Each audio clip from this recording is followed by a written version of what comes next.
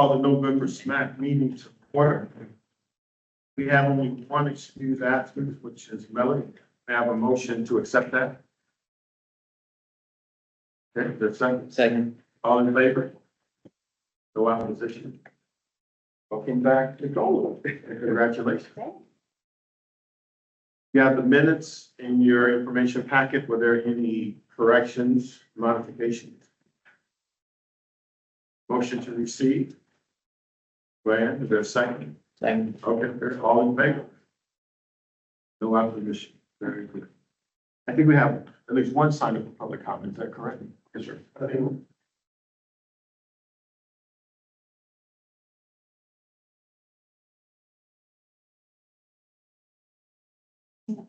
Here. That's good. Hi, everybody. My name is Athena Wallen. I am an advocate for stormwater management folk, and I've been talking to city council and trying to advocate for a lot more support and understanding of our stormwater creeks and how that can reflect through policy and how there's a lot of ambiguity over our stormwater creeks and the question about how we can maintain them as they pertain to stormwater management utility needs, as they do serve our needs for runoff in the ongoing issues of plentiful rain, and they're in a state of decay. So I'm trying to advocate for a type of advisory hold so that we can begin to have the conversation over that type of ownership and responsibility of our shared ecosystems around those stormwater creeks. The advisory hold makes a lot of people be like, whoa, because I don't have terminology. But I want the city of Raleigh to take responsibility and interest in going to property owners who have stormwater creeks on their property and say, this is a situation that is new to the city of Raleigh. We need to develop this with our ongoing growth of urban planning, and these stormwater creeks realistically should be managed and routinely managed in a way that utilities can be. This advisory hold could suggest that we can reach out to developers and landlords and say, would you please consider donating the creek and the buffer that already exists? Donate this into a community land trust for your neighborhood. Could it become a catalyst for those neighborhoods for other homeowners to opt in and roll into a land trust? And would that then become an opportunity for city management, stormwater individuals to get in there, analyze through their erosion department needs, also understand the dire need of rehabilitation needs and how that overlaps with parks and rec, how that overlaps with community green spaces, and how that also takes pressure off of the city, because we could invite third parties to get involved with our communities in rehabilitation of these creek systems.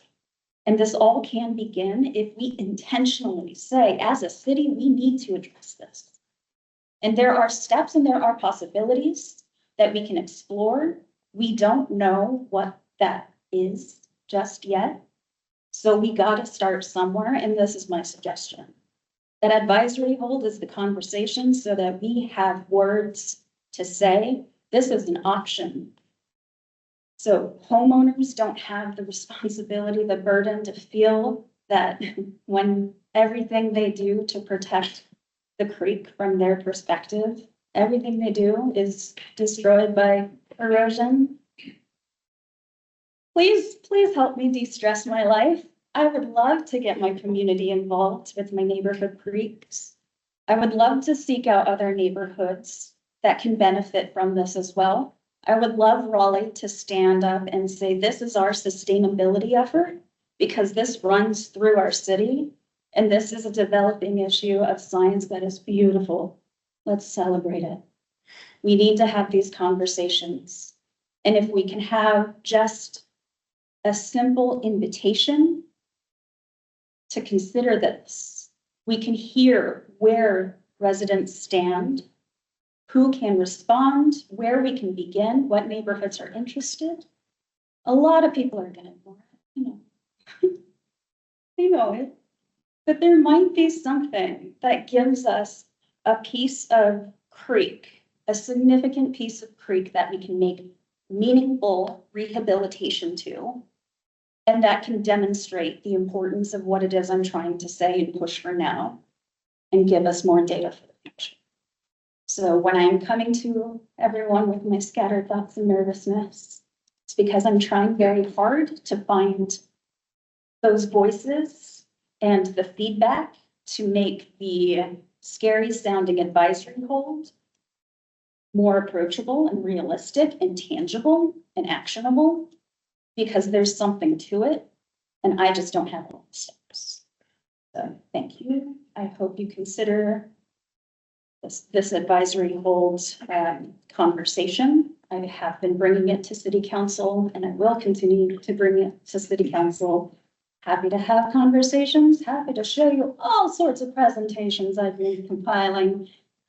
Let me know how I can talk to people or if I could be of any other help. Thank you, Athena.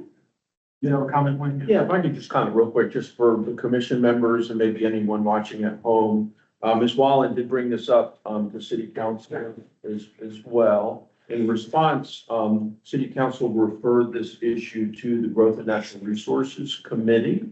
And staff, myself, gave a presentation to the October 22nd Growth and Natural Resources Committee meeting about our stream programs, the scale.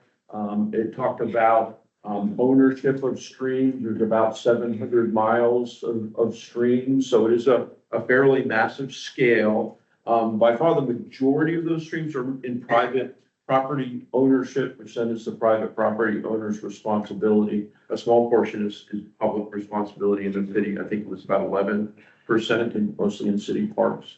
But that presentation will give some context, talk about our stream restoration program, our stream stabilization programs, a USGS study that we are doing that we have mentioned that uses LiDAR to help us look at the severity of stream bank erosion. And we're going to be using that to set priorities for our stream restoration program. So lots of additional information in that GNR committee presentation. You could watch it on, rewatch it online, or if the commission would like, we could bring a similar update and presentation back to the commission at a future agenda item.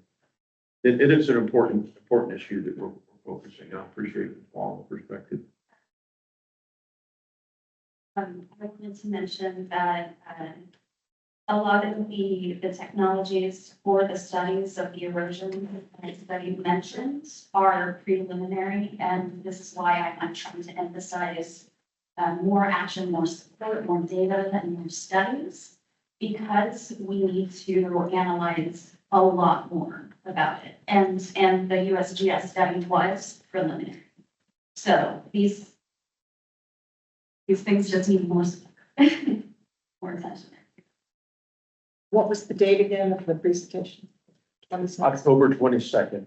So you can go on the city's website, raleighNC.gov, look under council meetings, and there's going to be a video replay of it if you'd like.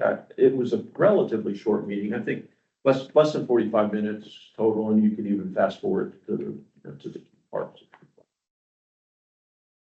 Just curious, is there collaboration between the state and I think it used to be called the Stream Restoration, Greg Jennings over at NC State, and you know, is there chatter going on between the various groups that have been doing this for years?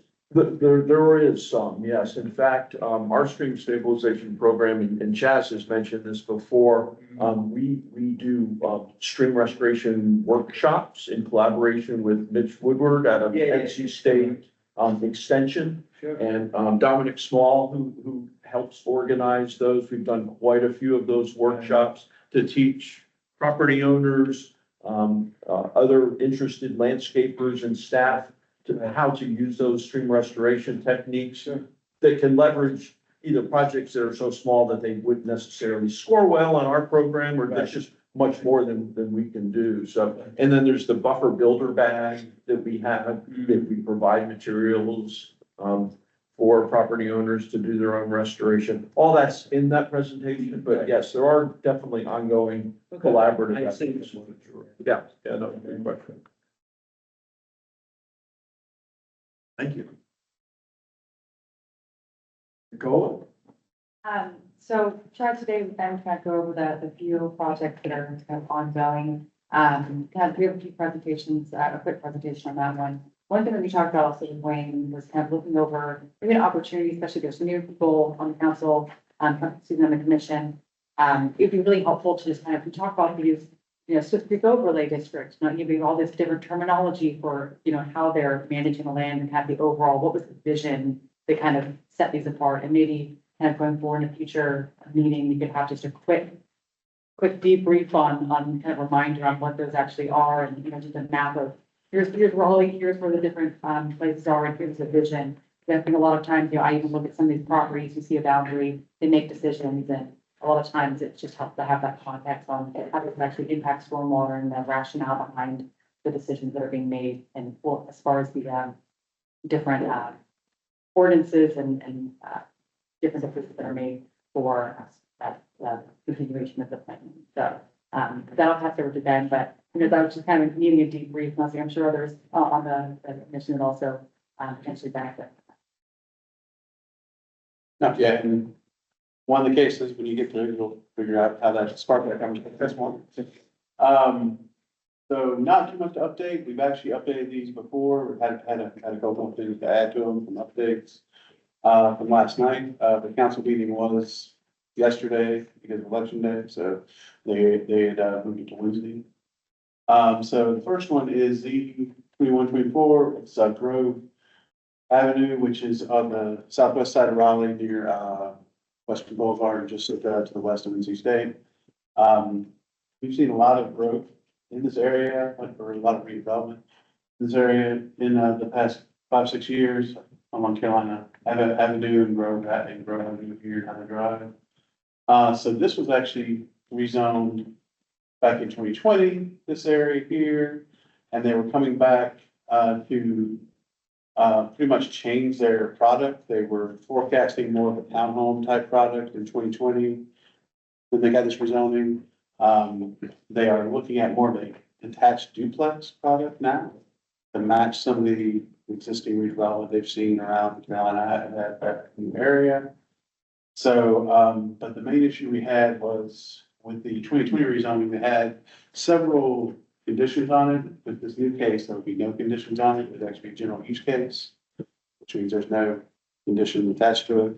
But during discussion with neighbors, and by the city council as well, they have asked to kind of make it a conditional use zoning case, to put the zoning condition back in. That was on the 23 case, that limit maximum impervious to 50% for the whole case. So essentially, last night they asked to have more time to add this condition to the case, because officially you can't add a condition to a case until the public hearing is open. It wasn't there until last night, so this was continued to December 3rd. And just to give you kind of overview of the site, this is the area. It's a fairly wooded site. There's a small creek running here, and there's some wetland area here that they've actually already delineated. So their development plan they showed at the council meeting, which is not binding to the case, but they just showed it for illustrative purposes, was showing most of the development occurring over here. So they were staying out of that low line area and are looking to cap their impervious area at 50%, which the 2020 case had already. So this will be heard again at the December 3rd council meeting, which will be, FYI, the new council's first meeting. So any questions on that? Just to clarify, did you say that they're trying to undo the condition limiting impervious to 50%, but are still committing to only 50% impervious? So they were, and they've agreed to add that condition back in.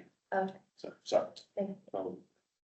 But yeah, they were taking out all their conditions, and as I was talking this morning, my stormwater mind wasn't sure why the two cases were that much different, what they were getting with the second case, but I'm sure there's some planning reason they were doing it and going to the trouble of doing this. But their main crux was from their presentation last night, because they're changing their product from a townhouse attached style to more of a detached duplex.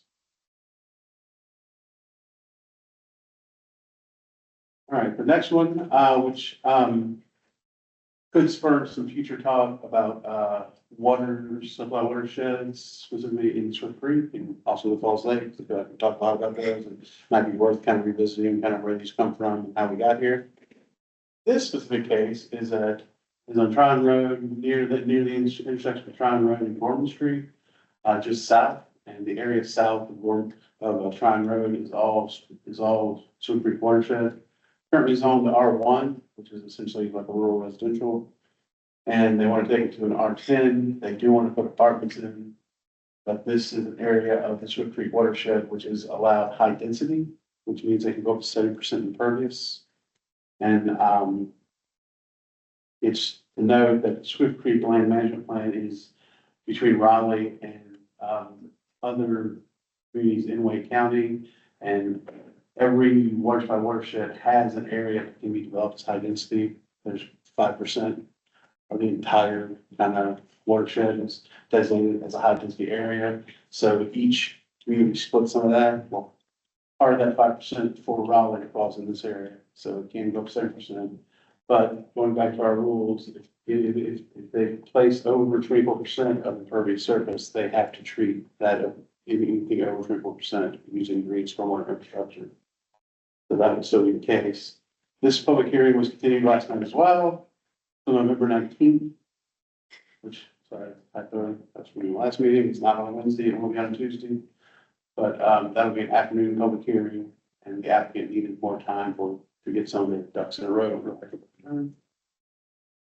But this is just kind of to give you a sense of where we are. This is a lot of, rural looking land here. In fact, this is, maybe part of a horse complex. I'm not exactly sure, but I do remember there's horse farms in this area. And, there's a municipal pond on site. Not sure what their plan is for that pond, but obviously they would have to go through state approval and city approval of doing things to that pond. But not sure what their plans are. They didn't show any concept plans last minute during their presentation. And also, just to kind of give you some context, this is the overall Swift Creek Land Management Plan. And this is kind of where we are here that we're talking about in this high density area here. So this is, everyone from Cary, Wake County, Garner. I think that's all, but I reserve the right to be wrong about how many communities are listed there. Any questions on this one? I just think that appreciate you adding the map in here. I think it's really helpful just to see the context for where that little one specific rezoning fits into the larger picture, and then this is part of the plan. This was part of the initial plan, and how it fits in there. So Yep.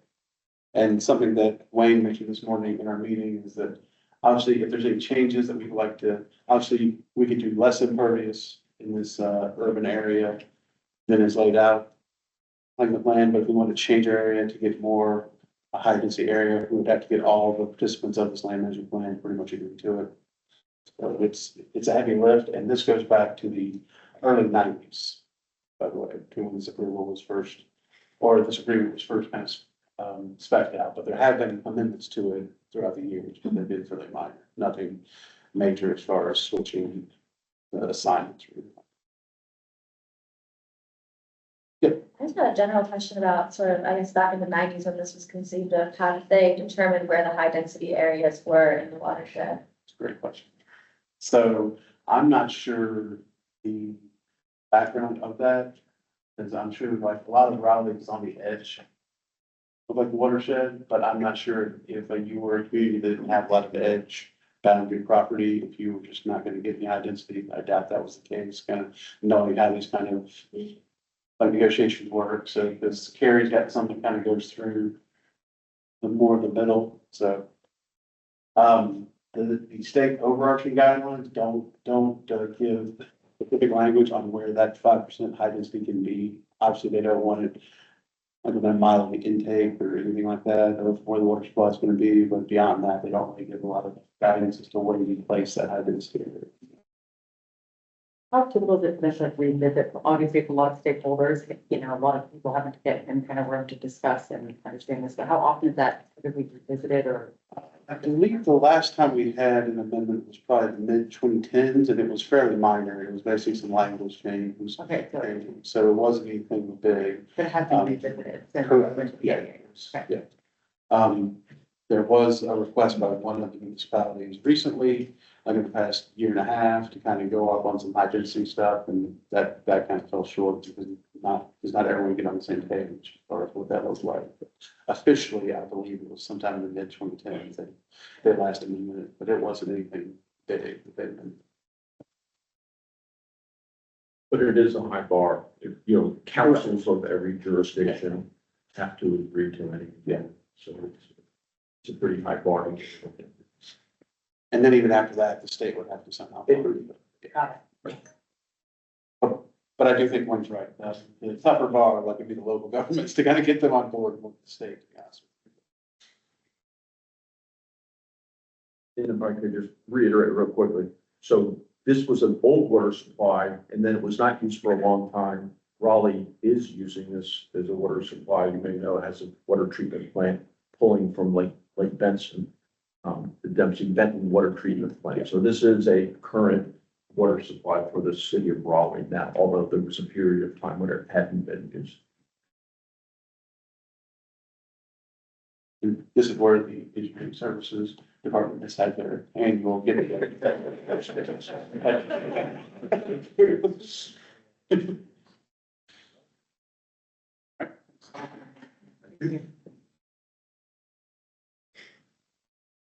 You have things, Wayne?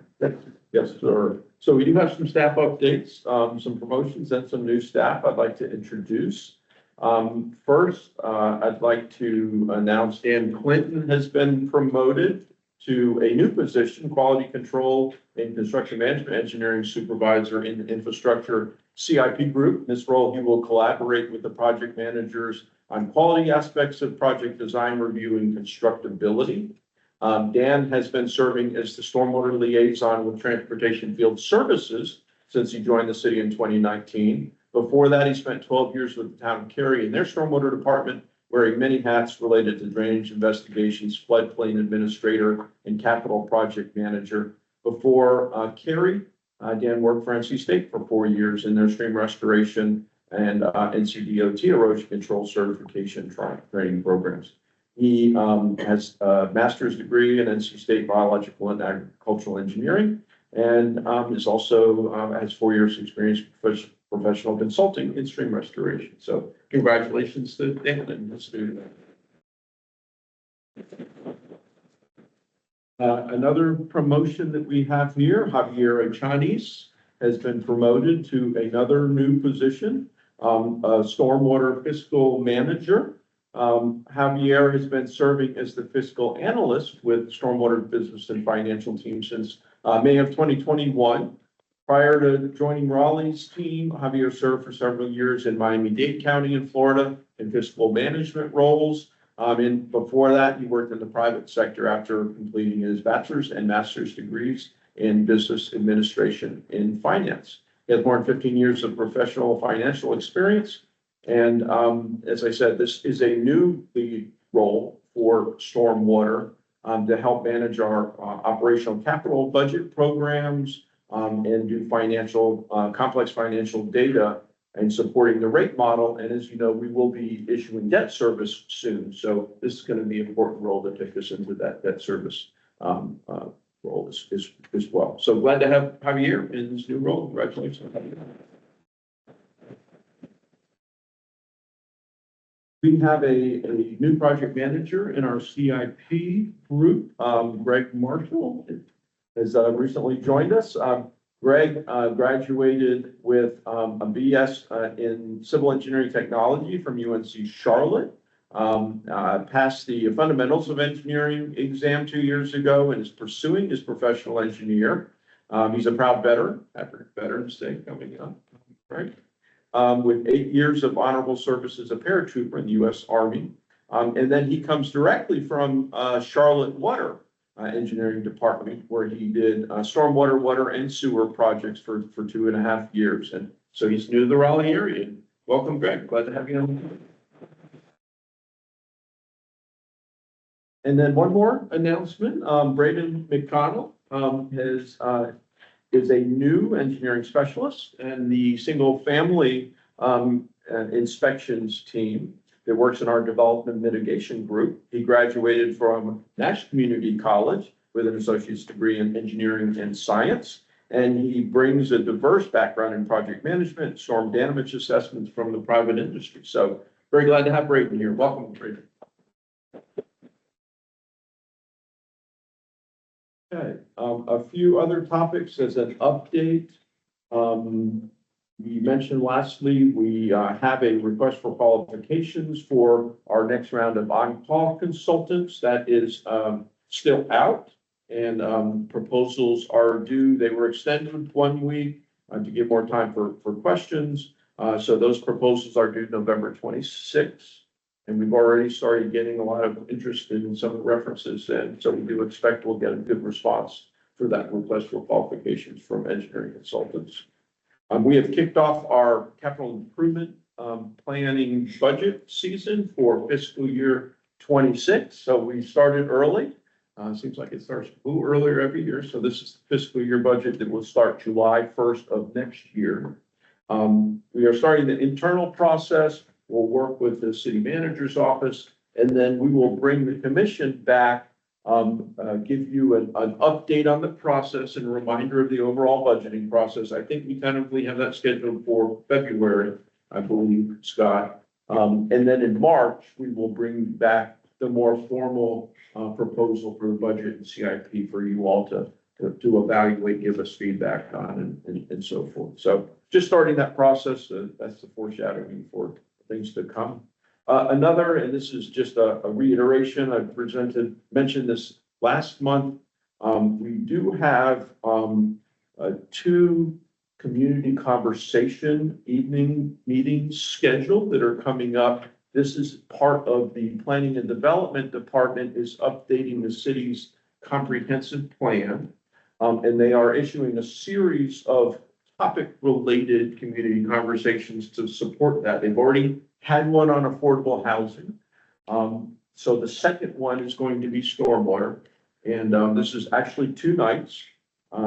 Please put this down if you're interested. It will be from 6 to 8 p.m. on December 4th and on December 9th. And to give you a little preview of the agenda, the December 4th meeting, we will have a national stormwater expert come in speaking. His name is Ted Brown. He's with Biohabitats. He's from the Chesapeake Bay area, does a lot of water quality and stormwater programming. Ted will come in and give us his national perspective on stormwater. And then the second part of that December 4th meeting, we will have what we call our Stormwater Expo. This is very similar to our watershed plan outreach and engagement meetings. If you've ever been to one of those, we have tables, topical tables on different programs that we have. We'll have one on rainwater rewards and drainage assistance and stormwater maintenance and watershed planning and some of our capital improvement projects. So it's a great way to just get a broad perspective of all the different elements in storm. Floodplain management is another one. So please attend if you are able. And then the second night, December 9th, is also a 2-part meeting. The first part of that meeting is going to be a stormwater state of the city discussion. And the Reverend Taylor and I will be leading that discussion. It will be a facilitated discussion talking about different stormwater topics. We'll have some graphics and some information related to the city. And then part 2 of December 9th meeting will be a broader community conversation using what's called a World Cafe facilitated discussion type. If anyone attended any of the Missing Middle community conversations, it will be a very similar style. A quick description is there are lots of big round tables in a fairly large facility. Each table is facilitated by an individual person, and there are questions that will be discussed amongst the members of the table. Notes will be taken to get the feedback, and then that topic will be discussed for a few minutes, 5, 6, 7 minutes, and then everyone will get up and move to another table. And the tables are the order of the tables are pre-assigned with the goal of getting different groups of people talking to each other in a smaller setting, but still talking about the same topics, but letting everyone hear lots of different perspectives and letting the city hear lots of different perspectives. So that's the goal. All of that input will be gathered, summarized, and then used to go into the comprehensive plan and more strategic processes, initiatives that come out of that. So exciting. We're very honored to be chosen for one of these early community conversations. And any commission members certainly are welcome to attend if you are even interested in having a role, perhaps as a facilitator at one of the tables or some other role. Let us know. We'd be glad to have you join us either as a participant or having a role in the process as well. Where would that be? So those meetings are, help me, Martin Street. thank you, Martin Street Baptist Church. Martin Street Baptist Church. And I think there was a flyer. Scott, was there the flyer in your materials for today's meeting? There is a flyer. There is a flyer in there that has a lot more of the details. And if you would like to come as a participant, we're encouraging people to actually get online and register, because that facility does have a limited, for fire safety purposes, a limited number of attendees. So it's possible to have a sellout. We'll see. I think it holds a couple hundred people. So, but we do expect a good turnout too. But yeah, I would encourage you, if you would like to come, to go on and follow the link and register. Flyers on page 26 of your packet. Thank you. Okay, and then real quickly, notices, we do have some notices prior to construction we'd like to announce. We are doing ongoing emergency repairs at North Boundary Street for a failed stormwater system.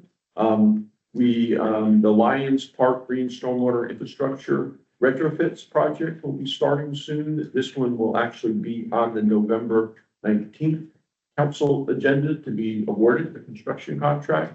The Worthdale Park Stream Restoration Project, I believe, was approved last night by the council. So that was moving forward.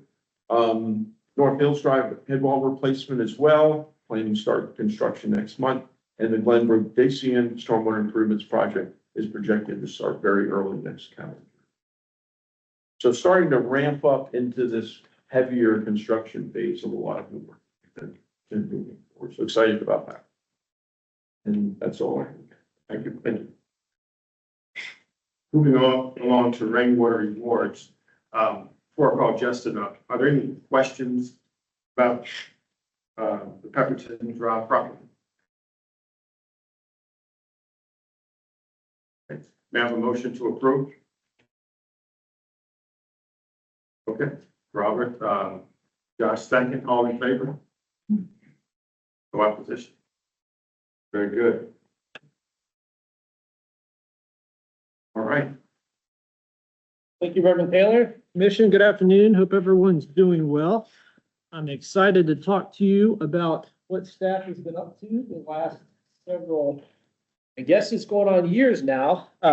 As many of y'all will recall, City Council back in 2022 delegated some ARPA funding, American Rescue Plan Act funding, to Stormwater Division to support a 100% funding pilot program. And that is to support through the R3 program, support GSI through the R3 program. And so our eligibility was heavily tied to the ARPA guidance. And so we developed eligibility based on income, affordable rental rates, and then opened it up to nonprofits that serve the community. In addition, we also created a geographical map layer that would further limit eligibility to folks disproportionately impacted by the COVID pandemic.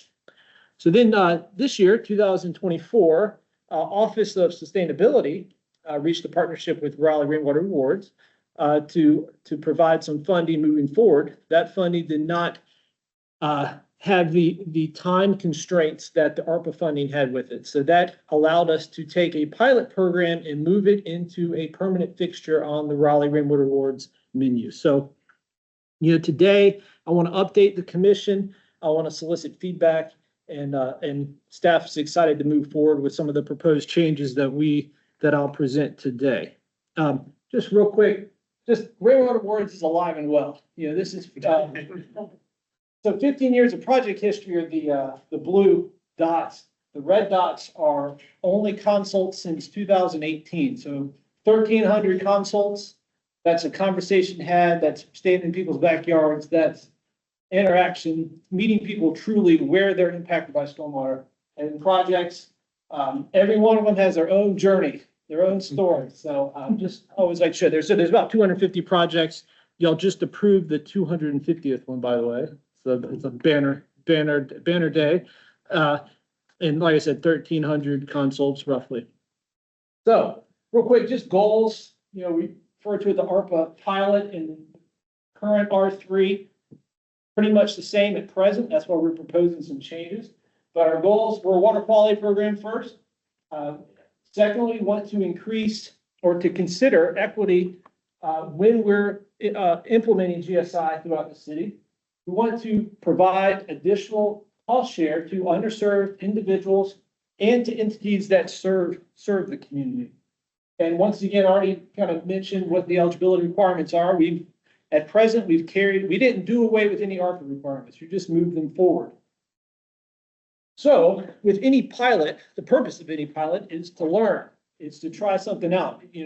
So we have been assessing how things have been going. We've tried to put a concise list of lessons learned over the last year and a half on this slide. And then next, I want to show you how we plan on addressing and moving forward to address some of these lessons learned. So first off, it's been slow progress if you count it by projects only. Under the ARPA funding, we moved forward 4 projects. And since we've transitioned funding, we've had a single project. So 5 projects over the last year and a half. That's about 10% of our total project load has gone this avenue, just context. So there is slow progress. That isn't necessarily a negative. It's just that might be the beginning of something great. You look at the Rainwater Awards, the first 4 or 5 years, we approved 30 projects. 15 years down the road, we're at 250. So there was growth. We just had to figure it out. And I think we're in that point right here where we're trying to hone in on what works. The second, we didn't have any nonprofit or places of worship projects over those 2 years. Secondly, we felt like the ARPA map, which was obviously linked to the pandemic, was rather limiting based on census lines, would cut up neighborhoods, would take some nonprofits that are interested out of eligibility. And I know we have the food bank here on this slide. That is an entity that is interested, has a concept, but it's currently not eligible because of that ARPA map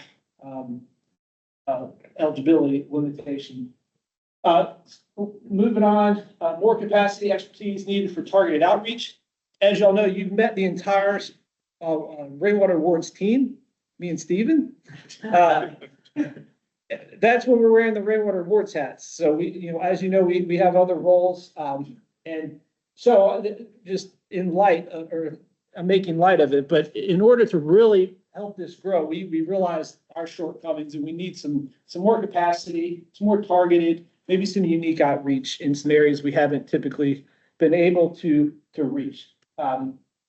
We've also, in discussions with folks and anecdotally, we recognize that upfront construction costs can be a challenge for folks. Just getting the contractor out there and to get going, as opposed to having to wait till the end of the project. And that, I think that has been discussed by the commission before. It has definitely been around that's been part of the conversation over the years that I've been in this role.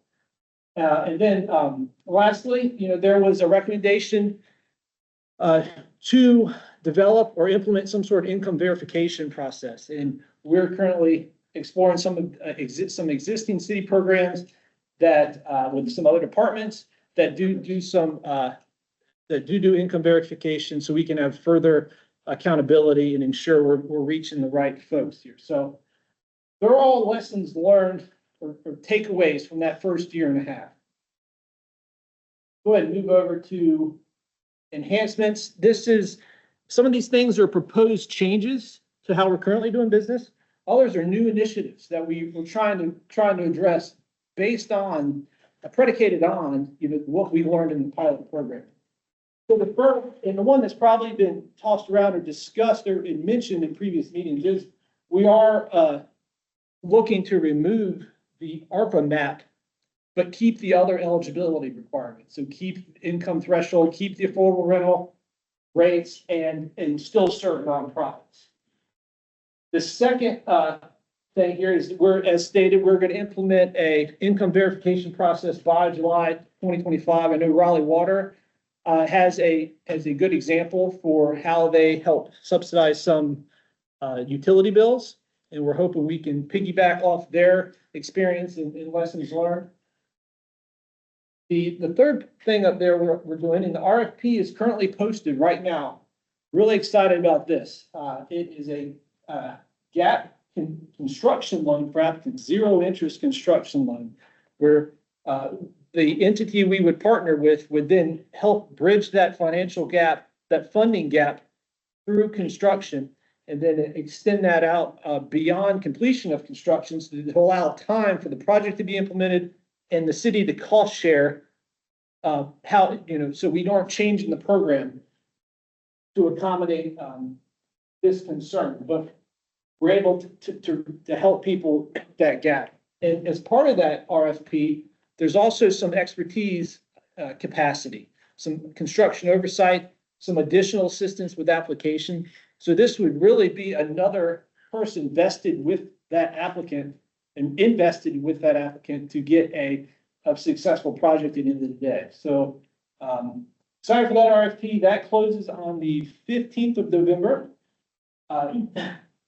The second RFP we have, which is going to be managed by our community analyst, it is a partnership with a community nonprofit.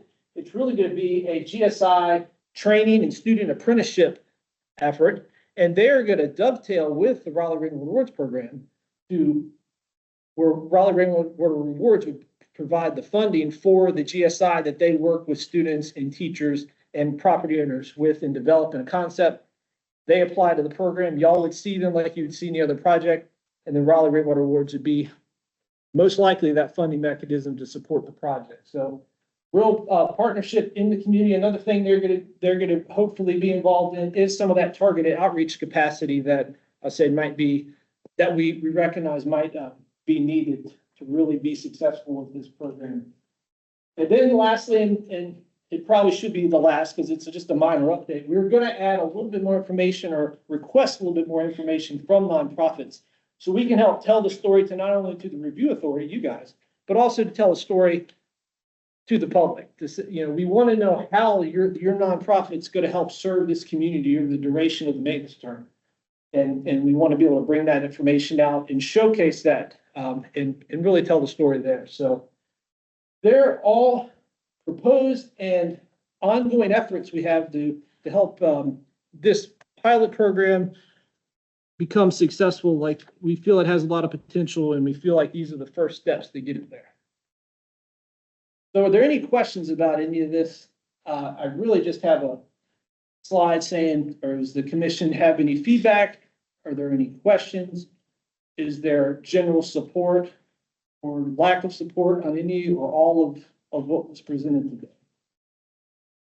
Yes, ma'am. What's the cost to the city for that, the RFP that would support the program? Well, Sure. So I can speak to the RFP program support for the GAP funding. We haven't gotten a lot of, I don't know if I can really mention it yet because it's RFP. Wayne, maybe I can or can't, but it's out of RFP. We're going to get estimates to you'll get us. estimates, yeah. So There will be a cost. yes, there will be a cost.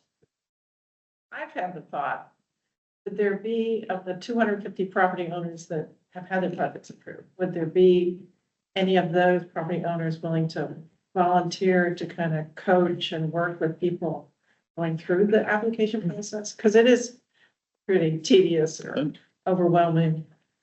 I'm just wondering if there would be any That, those people willing to it is a help good, others. good suggestion. And we anecdotally, there's been a lot of folks that say, please have people come look at my cistern project. Yeah. They're really proud of their project. Show it So off.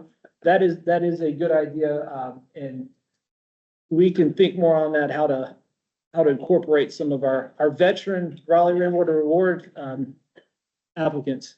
Yes, Wayne. Joseph, if I recall, and you're more familiar with this, I think that is part of that program, RFP though, isn't there some marketing and like a website that will facilitate and even do some pre-screening of the application process? Is that is in there too? Correct. And so Wayne, what Wayne's mentioning is, so I already mentioned the targeting outreach, that'll be part of the apprenticeship for RFP. The RFP program support, there's a lot baked into that RFP, and Wayne's spot on. There's a lot of front-end improvement where folks will hopefully, how we envision this is they would come into the program via the portal. They would have detailed information that is generated automatically for their property, for that property, and help do some pre-screening. And then there is a process improvement as well where post consult, we'll be able to track applications more effectively across several team members. And then you have the construction oversight, the gap funding at the end of it. So yes, it's more comprehensive than maybe what I've listed here, but you're spot on. There'll be some additional target. And it also, one other thing, there will be hopefully some, in the RFP, we've described utilizing some of the data that a company could bring to the table to then further inform our outreach efforts. So I know that's really vague and nuanced, but I just know that we have thought about the outreach component as part of that RFP too. So both of them touch that lesson learned. Construction loan is a great idea. I would guess that's a major barrier. I would say that's probably one of the most meaningful things in RFP is that and then that front end description of their property saying you have this type soils, this slope, this size, these easements, all the things that would be limiting or would be advantageous to understand or to recognize prior to moving forward with the project. So. All right, yes, ma'am. About, kind of like outreach, I know that you mentioned that just the program, when it started as a whole, was slow and then picked up a lot, and this pilot program is pretty slow. How do you see kind of getting the word out and getting folks aware of it? Yeah, it's a good question. And I prepped a little bit because I thought I might get a question like, hey, what have y'all done for outreach? If because I'm standing here next to kind of low numbers, I get it. So, and so what we did early on when we rolled this out in a year and a half ago, we kept a log of anything that was specifically for the 100% pilot program. And I'm not going to go through these, but I broke it down into categories on what we did traditionally. And then we can talk about maybe what we want to do differently. So, the print material obviously created some Spanish rat cards and information distributed in target areas. A lot of email articles, thanks to Ariel. I don't know if she's here today. She's networked a lot with some of the professional organizations and nonprofits, listservs. Stephen and myself did a lot of networking in meetings. We worked closely with housing and neighborhoods, the community connectors. They have a lot of on the ground teams and efforts. So we piggybacked off some of that, a lot of tabled events, neighborhood nights out, that kind of thing. And great conversations, good feedback, good pulse on things, but not a lot of projects moving forward at the end of the day.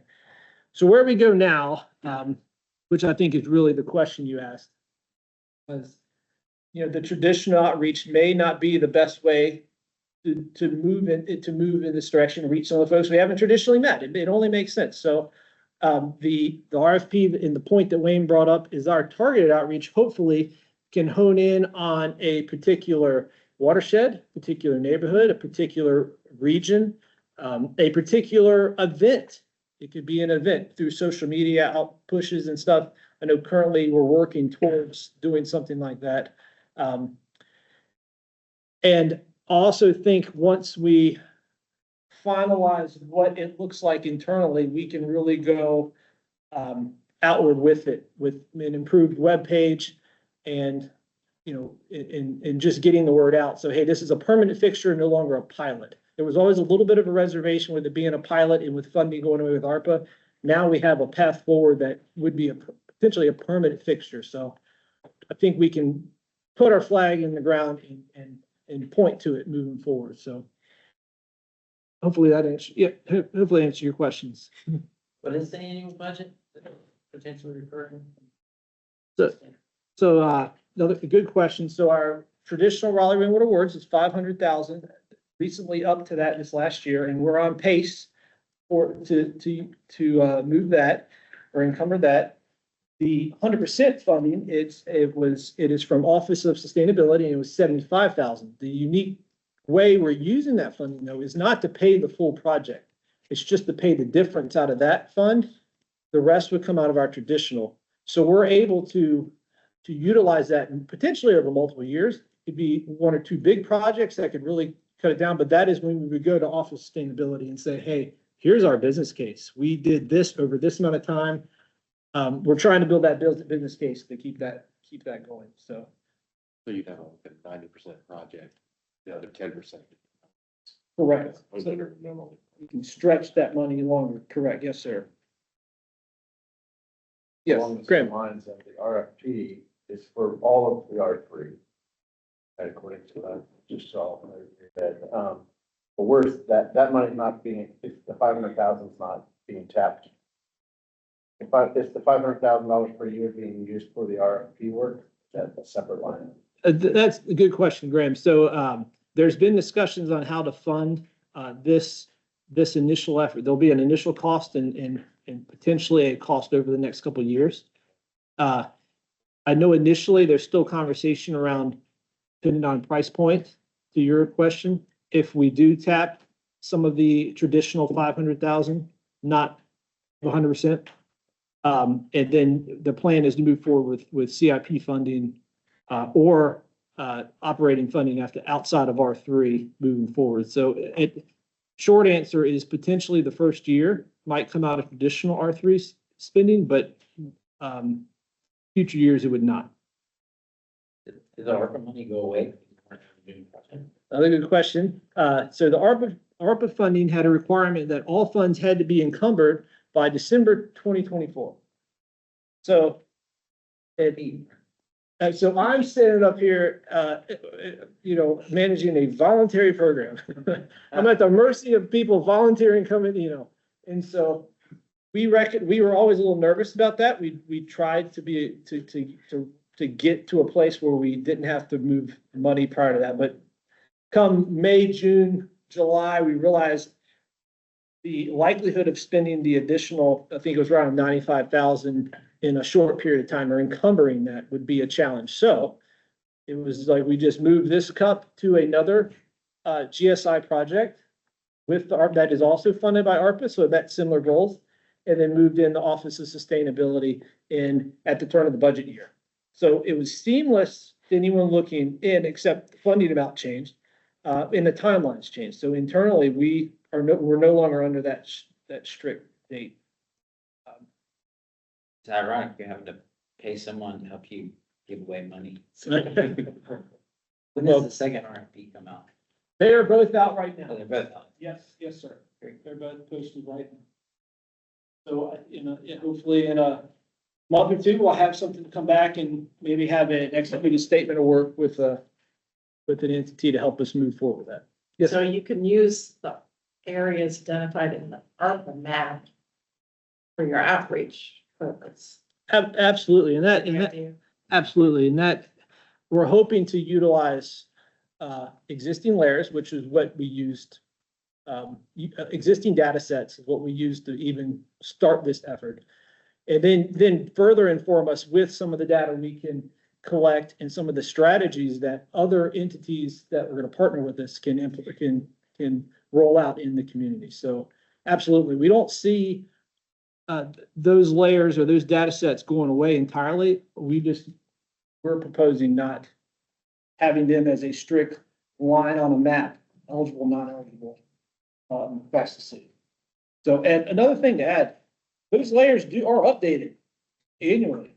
That's I know at least one of the Wake County one, the vulnerability map, that is updated. So that is a constantly changing thing. So you also are folks that may be eligible one day, may not be eligible the next. So there is a challenge. Any other questions about anything we brought up today? Is there general support? Is there any feedback? I want to thank you for the good work and effort.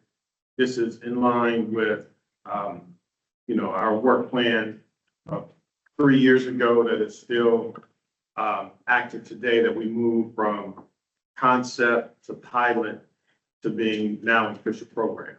And we're targeting people who have historically been underinvested, as well as geographies that have been underinvested. So that's good. As it relates to the map, I think it's fine to not use the map because the income threshold really gets, I think the income threshold is going to be your bar. And just as, an anecdote, this, when we look at rainwater rewards, the city council district that has the most is District C. Yeah. And District C is historically underinvested part of the city. And the way you explain that is that it's not, by and large, long-term residents who are taking advantage of this program in District C, rather people who are newer to the community. But if you had your income threshold, then it would cut out the individuals who are above that tend to be newer, and your folk who are long-term residents, it might not have the income, growing population would still qualify.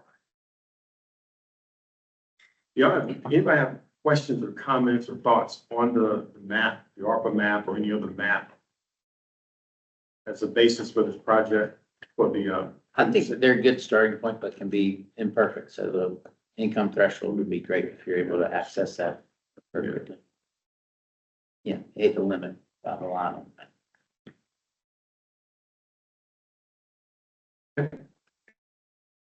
very good, thank you, Justin. Thank Do we need to act or? So you could either act now, or we could bring it back in the future agenda to act, but we'd like some action if you all would agree with us pursuing this policy change to remove the map. So if you're ready to act, then that'd be great, or we can bring it back as the commission's will. I'd make a motion to act on it. Yeah, I'll second that. All right. Yeah. All in favor? No opposition. Very good. Thank you. Thanks, y'all. Drainage assistant. Good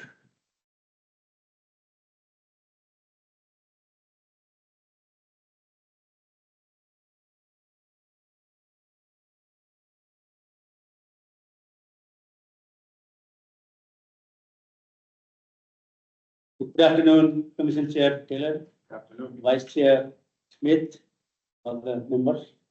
See you. We are here to talk some Mani Kumar. I'm the division manager for the CIP and the DA program.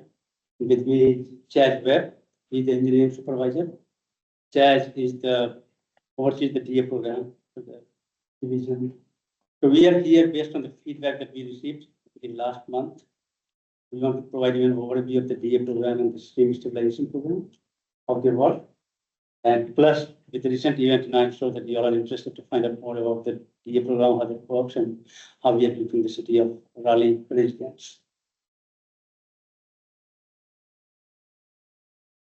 So these are the 4 items that we are going to talk: the program overview, project cost, delivery strategies, and at the end, questions and comments. So, yeah, please feel free to interrupt if you have any question in between, or if you want to wait until the end. So our core mission that we have always talked in our leader, Gwen Miles, he always talks in every meeting. We want to repeat that and remind ourselves as well, is to preserve and protect life, support healthy natural resources, and complement sustainable growth within the city of Raleigh community. With that. So we try to apply the philosophy of be stormwater smart. And as you see in the circle, so sorry, I couldn't create the Venn diagram to intersect the circle on the left side, infrastructure and drainage systems projects, all other circles in the yellow color. But basically, that interfaces with all different programs we see in the yellow circle.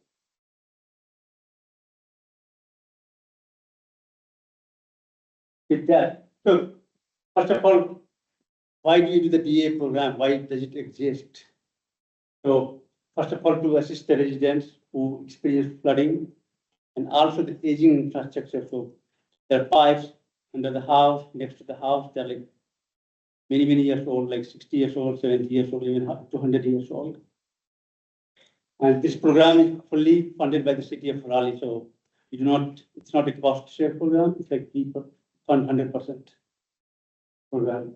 And then also the eligibility requirements. So that's the critical for us to take on the project. So the first one is that property has to be within the city's boundary. Then it receives the public stormwater runoff, whether it's a public right of way or the public facilities, the buildings, or the sidewalks. And then more importantly, the issue that we deal with is the easement. So the property owner has to dedicate the easement at no cost to the city. So that's when we get stuck that we work on the project and then, the owners, they change their mind or they say, oh, we can't dedicate the easement.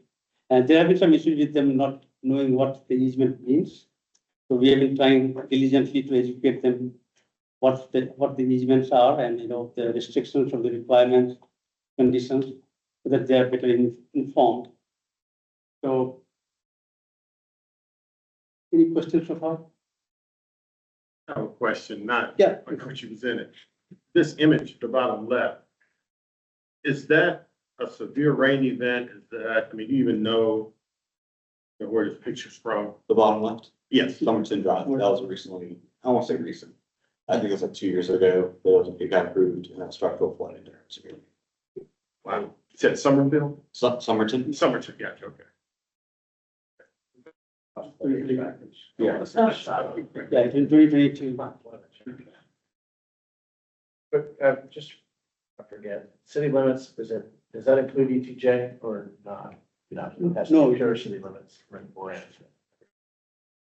ETJ does not pay a stormwater fee. Right. Okay.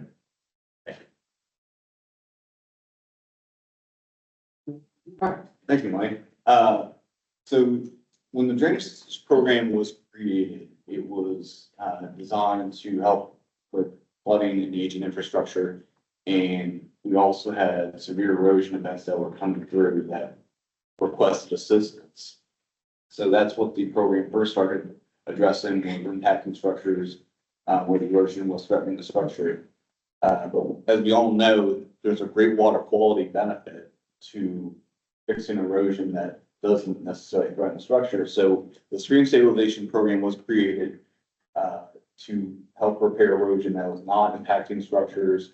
And then we're separating out also just the stream projects in general. So those are all being moved into a separate pot, just a separate, keep them separated and keep the flooding and infrastructure related to drainage systems.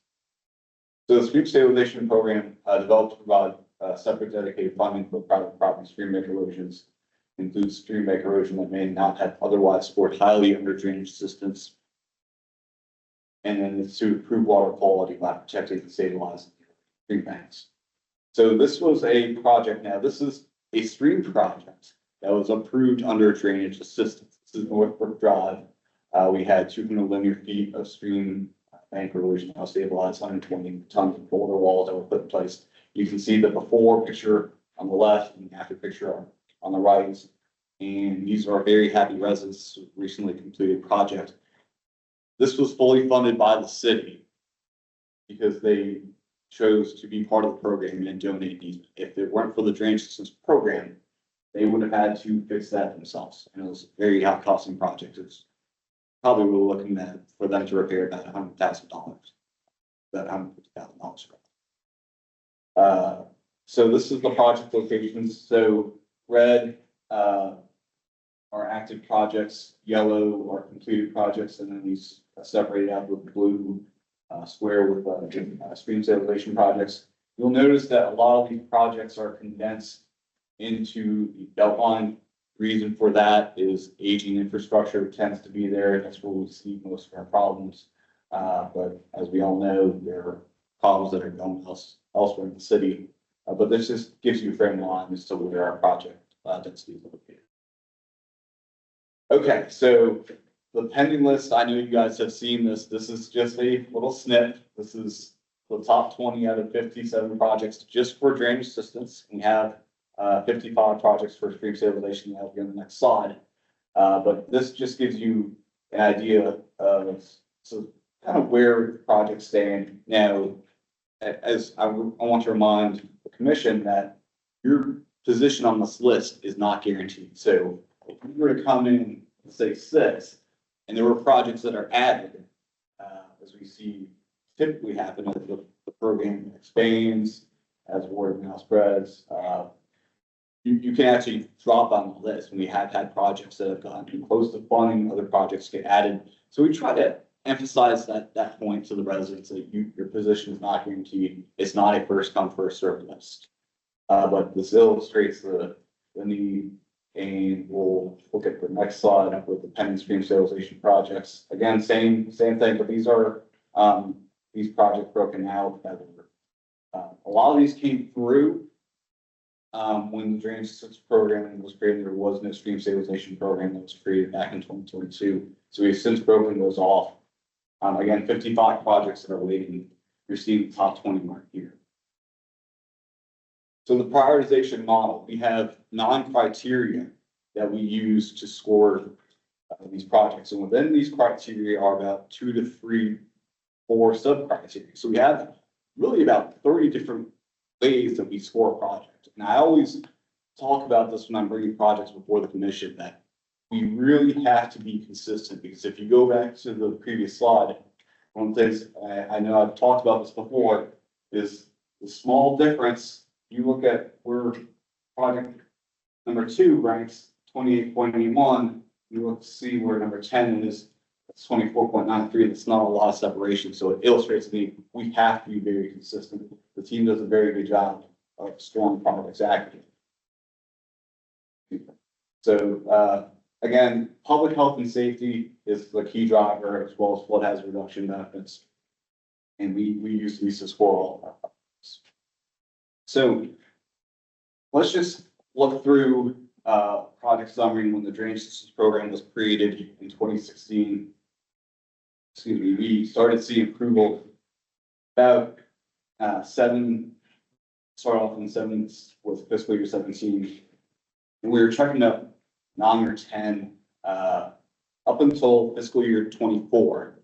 And we're going to see why that happened, why we had to slow down. And this is really what we're trying to let the commission know, why you haven't seen us in about a year presenting drainage system projects. I know we just had stream stabilization projects that were approved last month. But these next 2 slides are really going to illustrate what's happened. We've had 70 projects approved, 65 under drainage systems and 5 under stream stabilization. So if you look here, we've got 4 columns: budget, expense, encumbered, and available. And we have broken down by the fiscal years. Now, what we start to see was a steady flow of money being spent and encumbered. And you look fiscal year 20, it starts to slow down. And I'm pretty sure everybody's aware what happened in 2020. There was a pandemic. It starts to slow down. We start to get caught back up a little bit as encumbrance and funds go up. But what had happened was we had projects that were approved under a certain cost before or during the pandemic. And then as we came out of the pandemic, we all know that costs went up and we couldn't go back in time and say, hey, we need to change those approved costs. So that led to a reduction of projects because the funds simply put weren't available. Street stabilization didn't quite have that issue because it started after the pandemic, but we saw a little bit of funds being covered. Some of these funds, thanks to Dominic's street repair workshops that Wayne had mentioned earlier, we're going to see these ramp up as the 5 projects you have approved are going to design. We've got Midlands Drive. You go and have construction maybe July or August of next year. So cost escalation has created a lot of delivery challenges for us. The current projects that were approved that are in design, 5 of them, were approved for $5 million. And we are going through these exercises to work with our asset management team to figure out, okay, how much are these going to cost and when are we going to spend it? We are projecting that those projects that we had allocated for $5 million are going to actually cost $8.2 million. That is a lot of money to overcome. But as costs rise, we must continue to find ways to deliver these projects. We owe it to the citizens. We have made a commitment to the citizens that we are willing to help fix your flooding or erosion. So you may have recalled when I presented to the commission last month, we are switching how we're allocating the funds. Previous fiscal years, we would allocate all of the funds for that fiscal year. So for example, you had a $200,000 budget. We would say, okay, those funds will be, the $200,000 will be all for that fiscal year.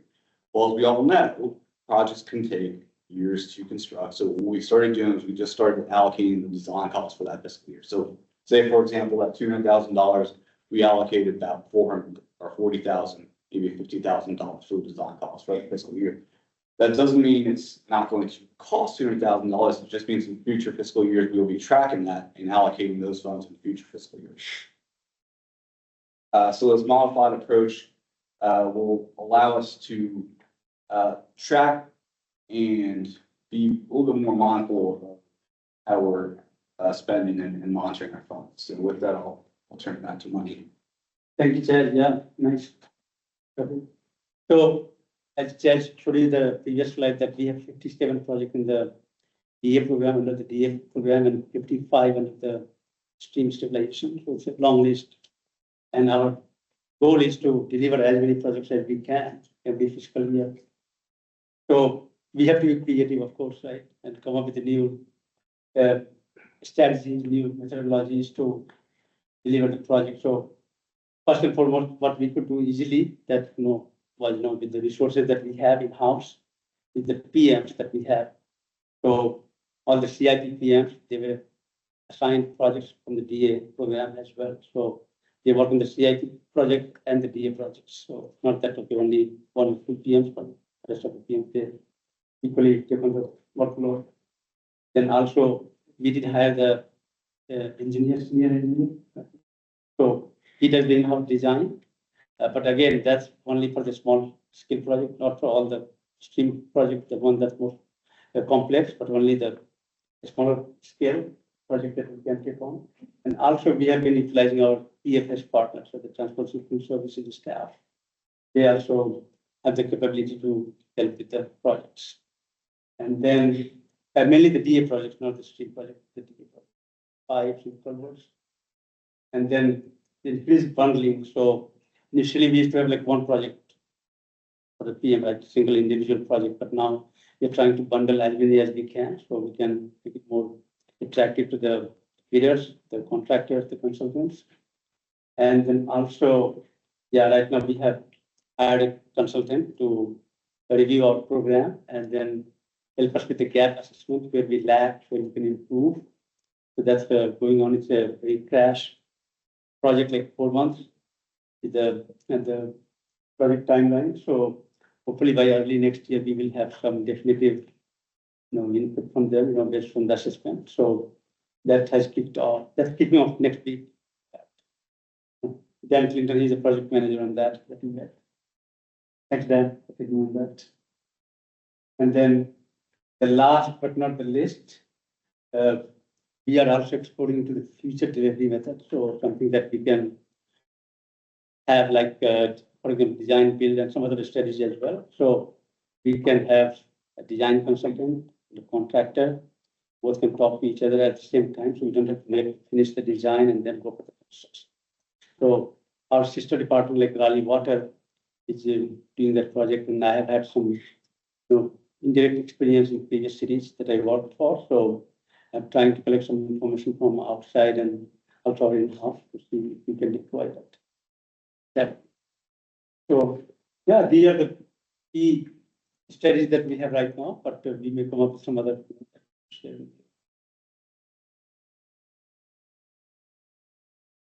Any questions, any comments, any advice, any guidance? Thank you for the presentation and your work.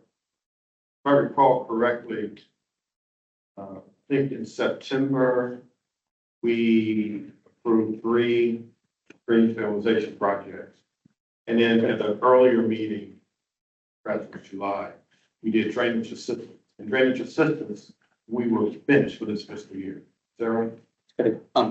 Just one minor correction, it was October and we haven't taken any drainage assistance projects since, no, it was, October of last year. Oh, last year. Yes, that was part of our reason for coming to this commission at that point. Yes. And the stream stabilization was October This year, Yeah. and we said that was, That was it. yeah. Got it. For this fiscal year. And with this list here, how much acceleration will this give us? Question probably is not clear. It is. Yeah. Yeah, so things that we can do, so we have PM capacity to take on the project to deliver that. We will bundle them. So that's one of the easiest studies that we can utilize. And then we are not so sure about the last bullet point that you see, the design build, the DB. But we are looking into that, that might be something that we can consider. And we are not sure yet about the PFS, so we most likely we might not be use the PFS. Just please. And if I could just clarify, the top 3 bullets we've already done. Right, yeah. Process, right? And that has helped us get a lot of these projects into the design process more quickly, I think. So I think there is a lot of work moving into construction next year.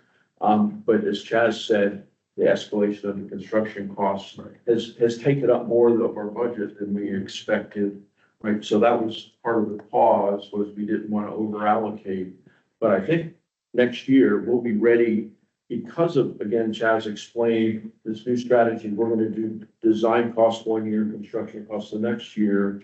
As we're doing our budget for FY26, we're going to look at, okay, what do we need to put for the design costs to make sure the program gets started again without over allocating from, taking away from the construction that we're ready to move into now for the design we're doing now. And then the following year, we can budget for the construction for those projects that we designed. So I think we're almost done with this pause. Yeah. We've implemented the top 3 issues. The program assessment is ongoing, as Lenny mentioned. And one of the things we're asking that the consultant doing the program assessment is help us look at these alternative delivery methods so that we can, get away from just using this design, bid, build, which is honestly very inefficient especially for small projects. Bigger projects, you can get away with it. Smaller projects, it's very inefficient to do every one of those. There's a lot of overhead administration associated with managing projects like that, and project management overhead capacity too. So that's why we want to look at this, but this is new to us. We haven't done design build. In stormwater, the city has looked at it in some other programs too. So it's a technique that's available to us now.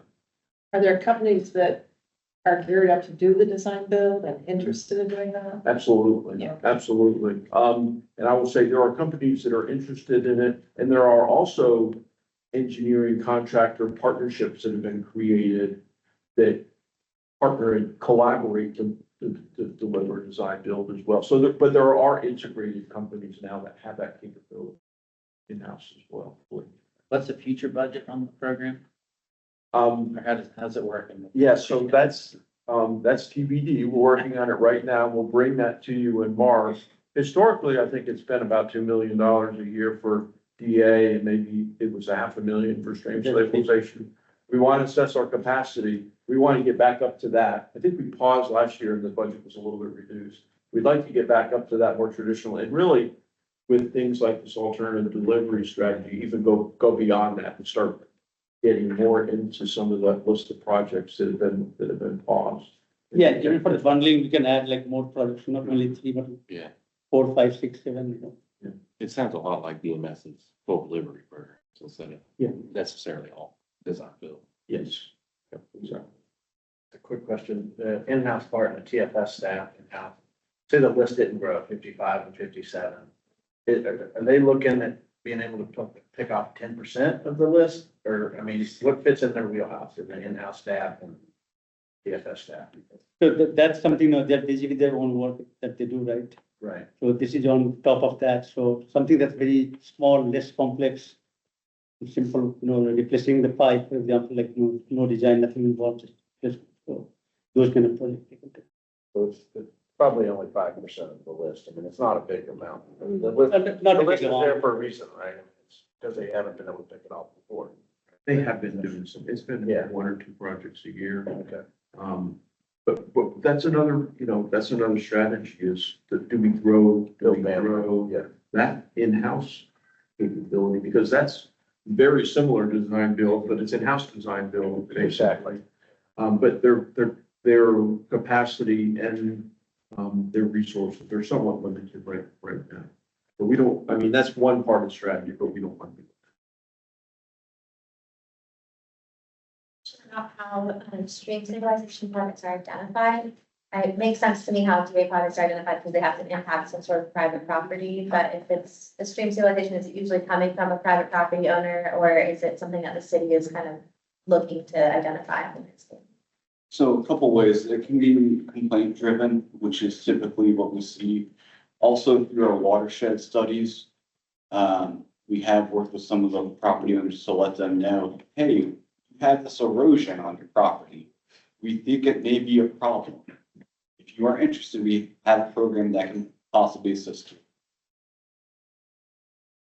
A little bit of both. A little bit of private complaints. and a little bit of It's city. this. I want to say it's probably more geared towards complaint because this is a historical list and historically this has been a complaint driven. Yeah, plus we don't have as much resources, and we would like to be more proactive and take on more of the stream projects, so it's mainly completely. And from an equity standpoint, we're trying to move away from that because we know complaints are not equitably distributed. So historically, that's how we generate. As Chad said, the watershed planning, we're trying to do more outreach. And then the LIDAR study, which is a USGS project that we're doing, I mentioned as part of the Paul's comments, that is a citywide approach to set priorities for where, based on that LIDAR information, we're seeing active stream erosion. And we will use that then for multiple reasons. That'll help prioritize where we're doing watershed plans more, where we're doing stream restoration, and then where we can do outreach for the stream stabilization. So we're definitely have been historically complaint driven. We're evolving beyond that for many reasons. That's really helpful to know. I think that's going to be such an interesting study, because I guess I was looking at that map and one of the questions I had was, if it is complaint driven, are these the locations that it's most needed on the landscape? And so my other, I know that you said there's a lot of focus around the Beltline area, which makes sense to me. And I was also wondering, if we look at LiDAR, if there'd be more of a focus on, specific soil areas or specific flood prone areas, and if that might change how that map looks in the term. How long is the LiDAR study supposed to take? So it's a 3-year project and we're in the 3rd year. I don't know if Heather is here. My understanding is I think it's supposed to be wrapping up early next year. And we have been, kind of using it to do some guidance and it's under development. And there's been some field work that has actually been used to kind of validate the LiDAR information kind of on the ground and calibrate that.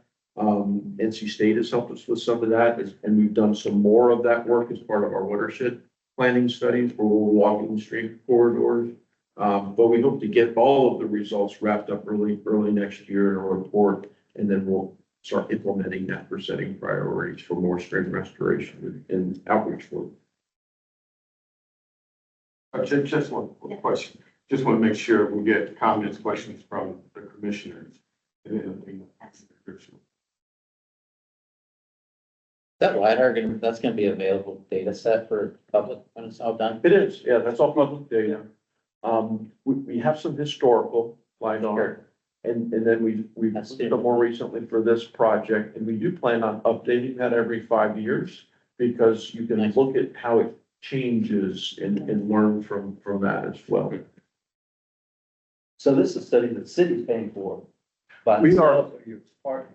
The LiDAR is co-funded by the city and USGS, actually, because they've invested some research funds. They are developing this technique. It can be used elsewhere for doing this type of evaluation. But yeah, we co-funded some of that work with USGS. And that LiDAR data is available now or it will be Next year. next year? So He's got the it. LiDAR data is available. I can't tell you exactly. We have it.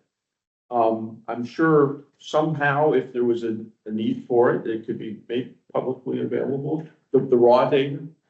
But that would be something I'd have to ask our IT department to have make happen. But we have flown it already. We have that LiDAR data. And we use a lot of the DEM. LiDAR data. I'm sorry? The DEM LiDAR data, we use a ton of that Yeah. in our work, so. Yeah. It's another resource to have. It's good data.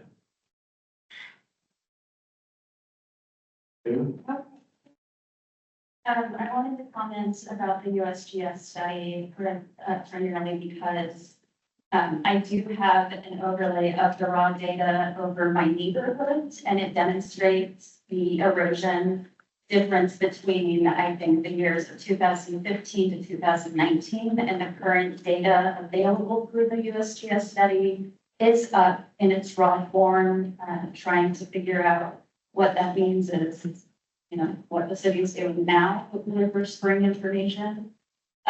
My concern about this particular study and its preliminary findings is that it's a first study.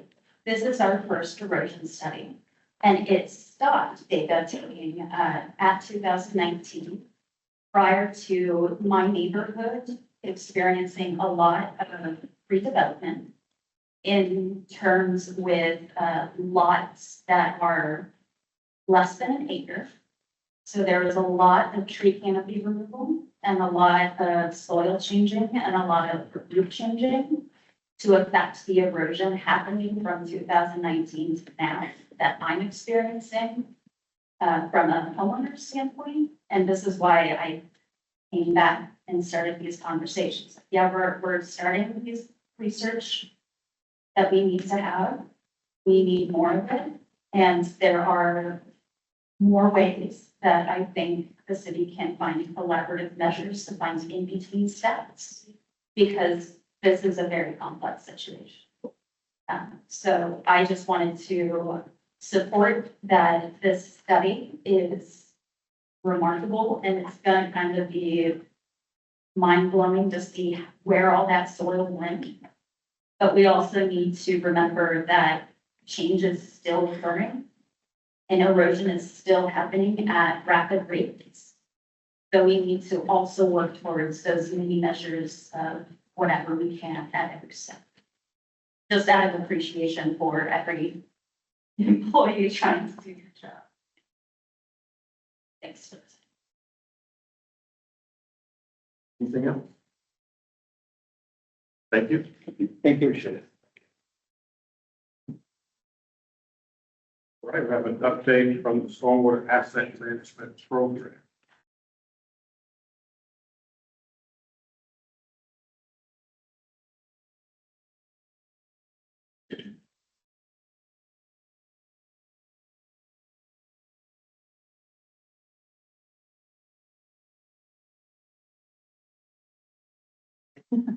Jerry and I are gonna give the presentation. Thanks for having us back. We appreciate your time. This is a follow-up to the presentation that we had last month. The last month, we talked about the highlights and benefits of the asset management program. And this month, we'd also like your feedback on a new program we're exploring. We're in the middle of development, to provide a new higher level of service to our customers, more engagement directly with customers, and more information about the condition of pipe in their property. So we're gonna recap a little bit because I think some folks weren't able to attend the commission meeting last time, and this will make a lot more sense if you have the background. So the asset management program is a combination of maintenance and engineering. We've been working together for 4 or 5 years to build this program. The maintenance staff brings inspection, repairs, boots on the ground knowledge, and the engineering side has like the GIS, risk modeling that Sherry's going to talk about, and the ability to do like capital projects. So you really need both of those working together to have a successful program. And these are the assets that we're talking about. So culverts, inlets, junctions, pipes. This is a table that shows all the assets in the city limits. So there's 1,850 miles of pipe in the city limits. What the city owns and operates is what's in the right of way. So, you know, stormwater is different than like water or sewer.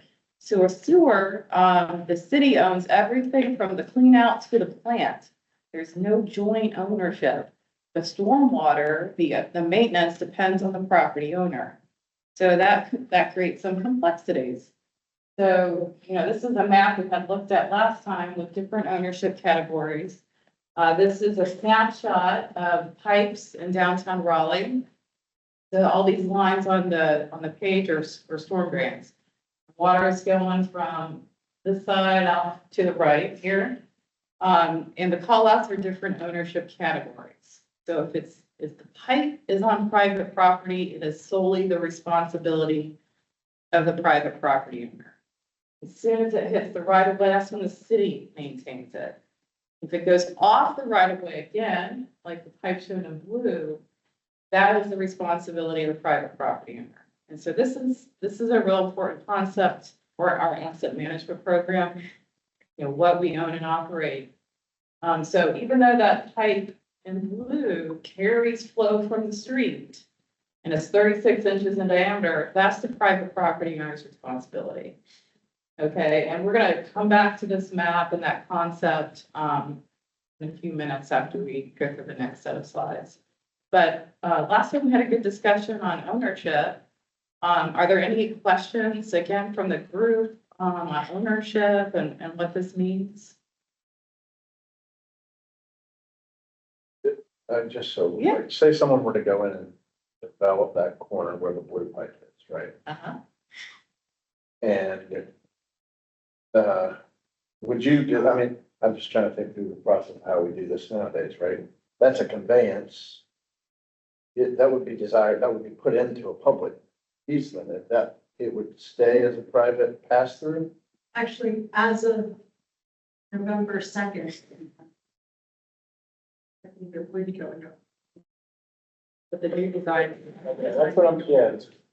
It became effective Yeah. on November 2nd. If it was a tier 3 site plan, Only if it's tier 3 though. we would make them evaluate the condition and dedicate an easement to the city.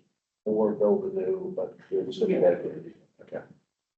But if it's a tier 1, just change the use or something minor, that burden is still there, tier 2, yeah. So what, in looking at this kind of, oh, sorry, was there another question? No, that's good, I'm just thinking. Okay. Any other questions on that slide?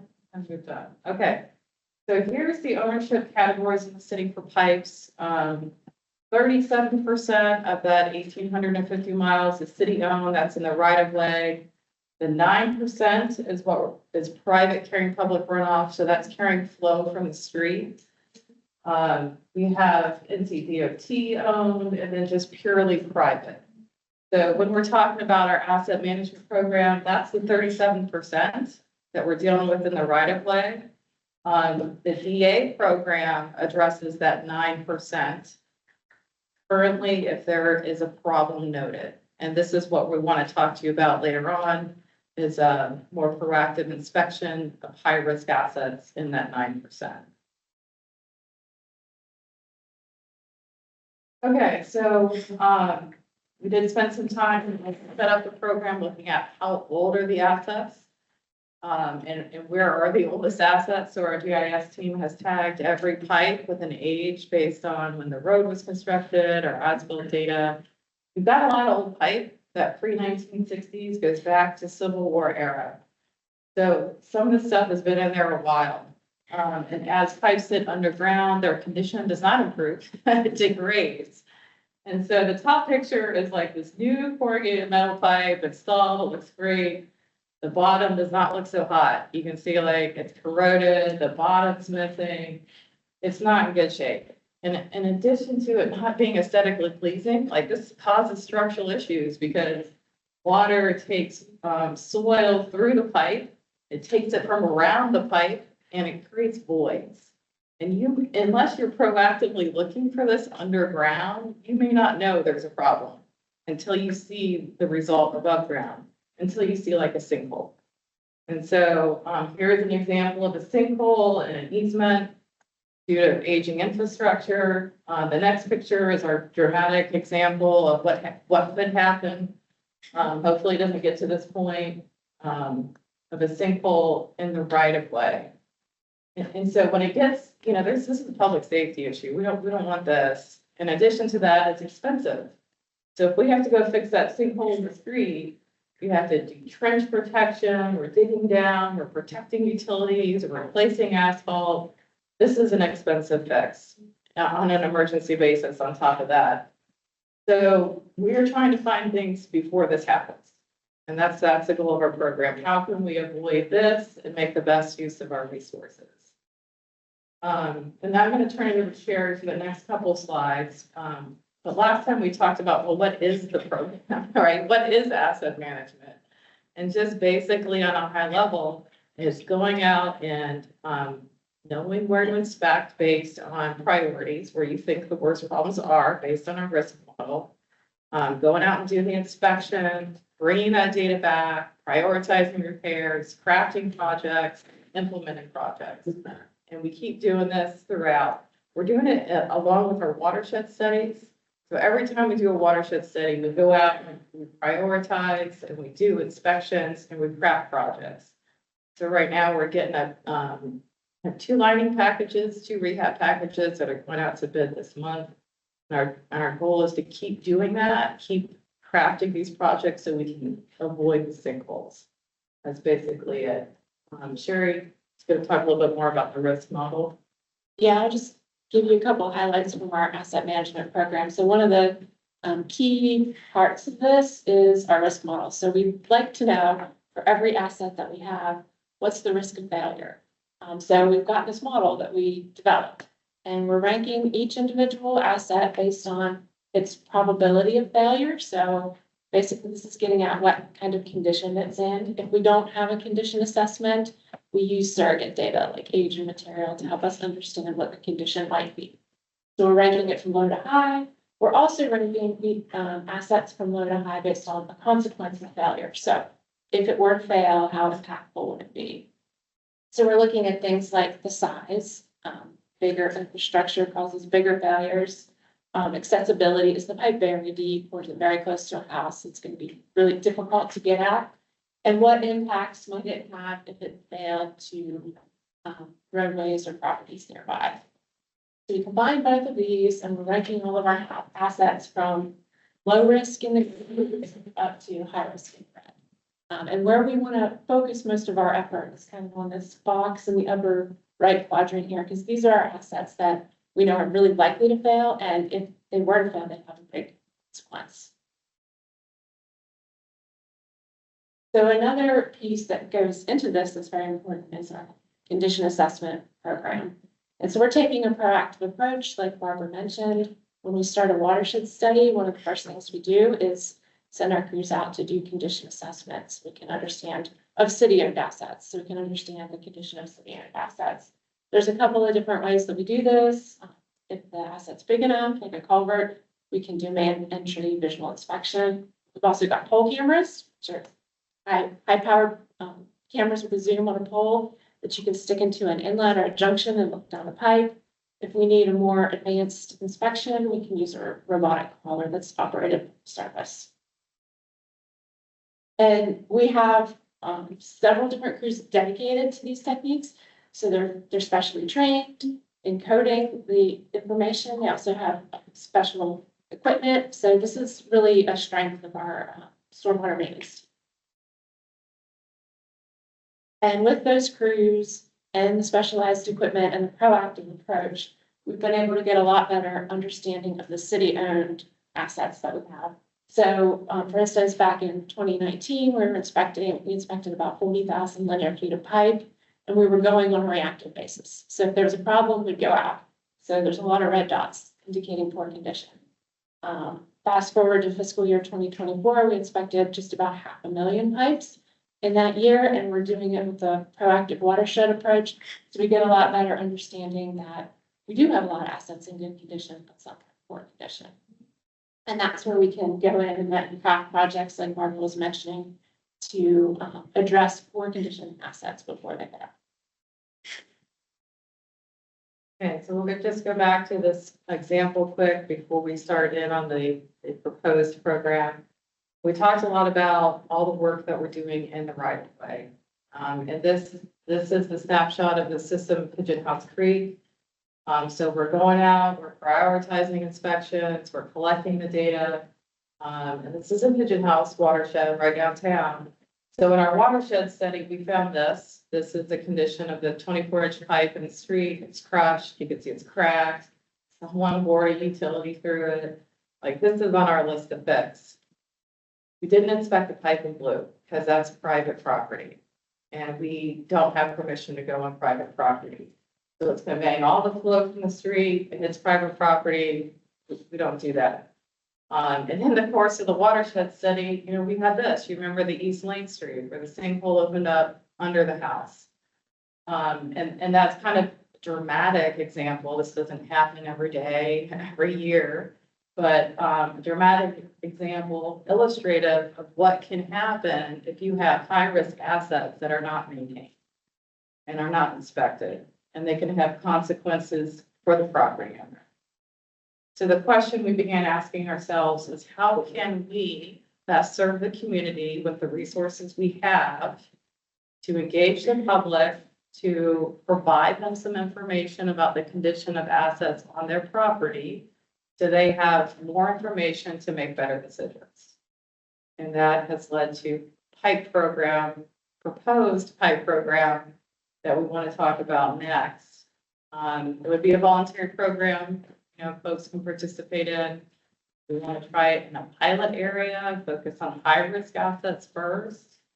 Do the pilot, and then as Justin was just saying, the purpose of the pilot is to try things and learn things. So we want to bring it back and show you what we found. Just to be clear, the picture on the right. Yeah. The homeowner had to correct. Yes, this came in through the DA program. Wendy. So clarification, so that was private property, the house was determined unlivable, because of the risk. The homeowner paid to demolish the house. The city did come in and assist with a temporary repair of the pipe where it had collapsed. And the intent there was to stabilize that. And now we have a capital improvements project under design that will design a realignment of that pipe down the street. And that's where that conveyance will pass. And this is at the city's expense. And that old pipe that had collapsed and we repaired temporarily will be abandoned. Right. So partial responsibility and payment there. The idea of, and I'll let Barbara get into this, we're trying to catch that before it gets to that point, basically, right? Reason the city, I mean, multiple reasons you got involved, but there's a lot of, in some ways, guilt, because you're putting all the water on, right? And a lot, I mean, right, there's city water running through the property, it's just not in an open ditch, so it's not a drainage system, it's just in stabilization. It's a pipe that's carrying city water. It is, I wouldn't say guilt. I'm guessing that's. But we're dealt with this legacy situation, right, that's been in place for a year. But the intent of the drainage assistance program is to help in those situations, and that is, you recall, a qualification of the DA is it has to have public runoff going into a private system. That's one of the qualifying parameters. So I might think of this as more of a, again, a proactive DA program. We're not waiting for a collapse or waiting for someone to complain. We're trying to go out based on the risk model, identify where those highest risks, and do proactive condition assessment. That's kind of the goal. So this is kind of the corollary to the LiDAR stream assessment, being more proactive about where to set priorities. This is the corollary to that for private conveyance pipes.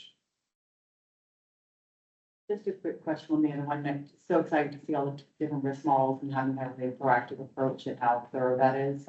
Having seen some of those, maybe on the water side now, on stormwater side.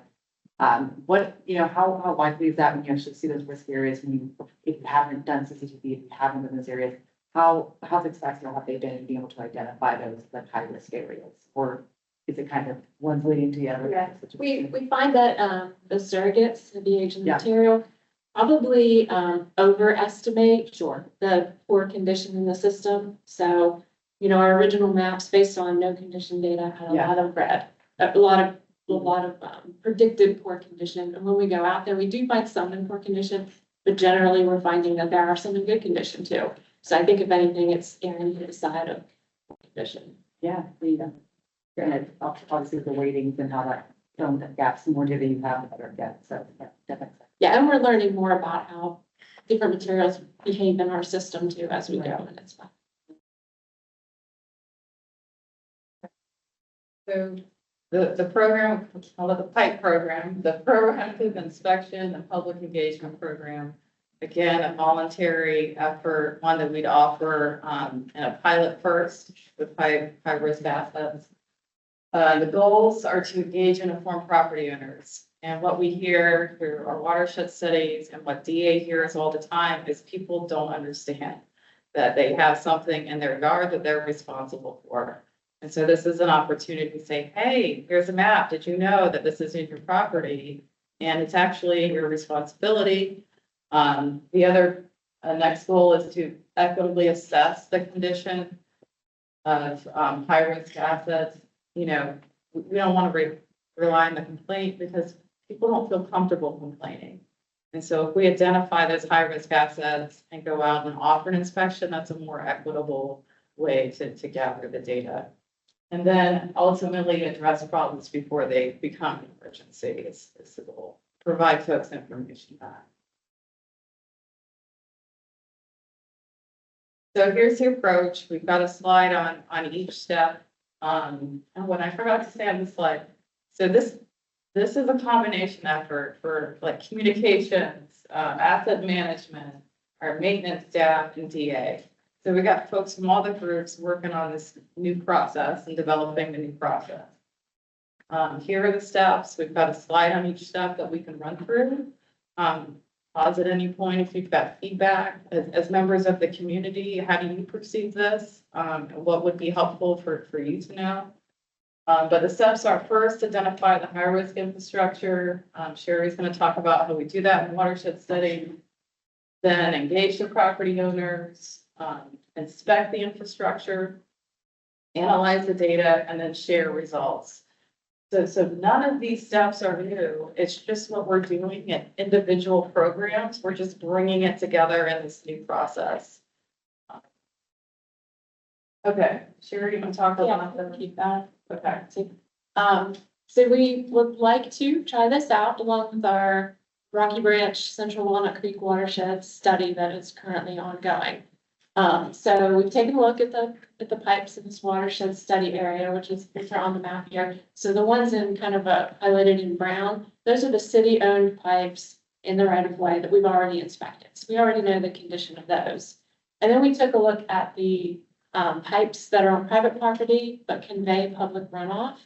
And those are highlighted in pink, and the ones highlighted in pink are the ones that have a high consequence of failure score. So we don't know the condition yet, so we're looking at, how big are they?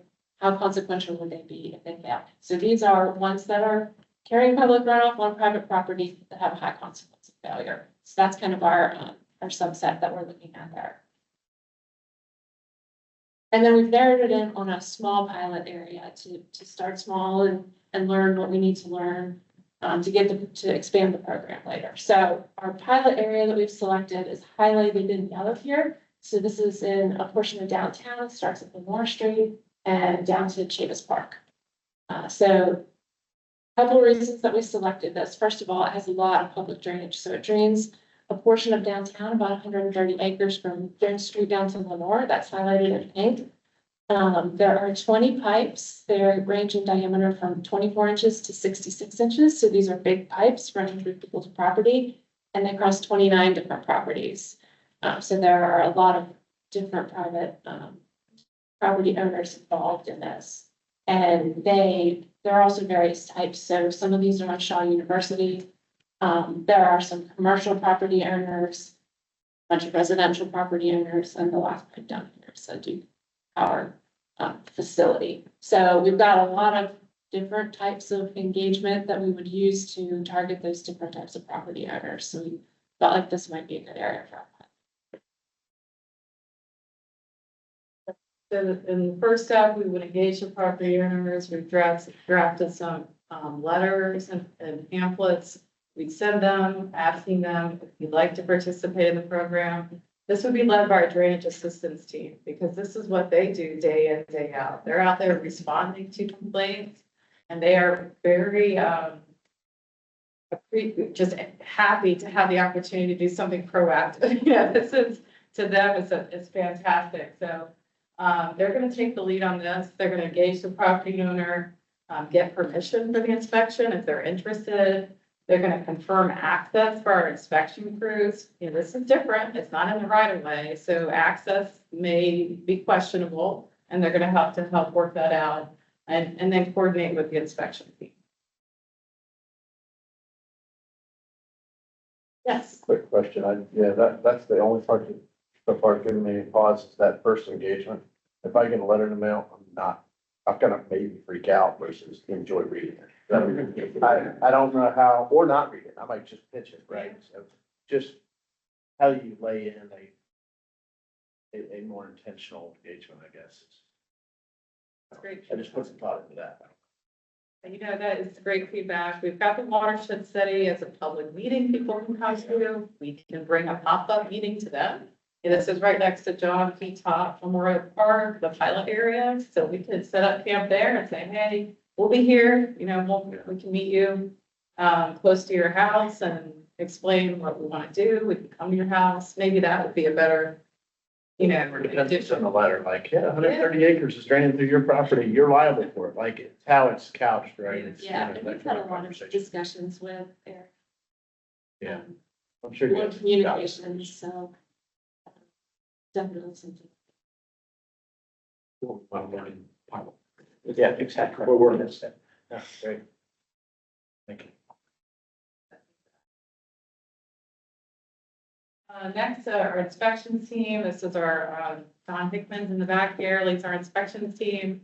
They're gonna go out, do full camera screening, CCTV inspection, everything that they would do typically in the right of way, document it all using a standard methodology from NASCO, and then share the information back with the stormwater team.